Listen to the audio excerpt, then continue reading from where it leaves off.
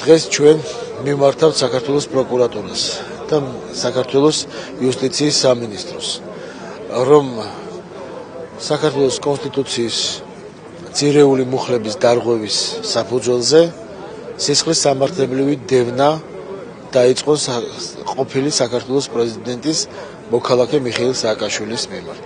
ჩვენი მოთხოვნა არ არის, ეს არის საქართველოს მოსახლეობის მოთხოვნა, ეს არის საქართველოს კონსტიტუციის მოთხოვნა, ეს არის სინდისის მოთხოვნა, ეს არის ღირსების მოთხოვნა, ეს არის სახელმწიფოებრიობის მოთხოვნა და ყველა ქვეყანაში ასეა და რატო არ უნდა იყოს ეს ჩვენ ქვეყანაში. რა თქმა უნდა, აქციას ხარს უჭერთ. ის გვერდში ვართ, აბსოლუტურად ყველა პოლიტიკმარი.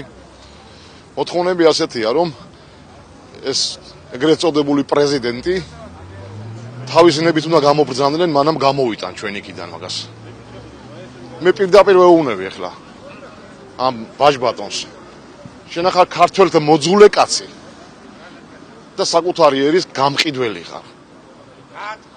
და თუ ამისთვის რაიმე სინდისი შეგაწუხებს, გამოიხურებ მაგ სასახლის კარები და წადი აქედან მანამ დროა.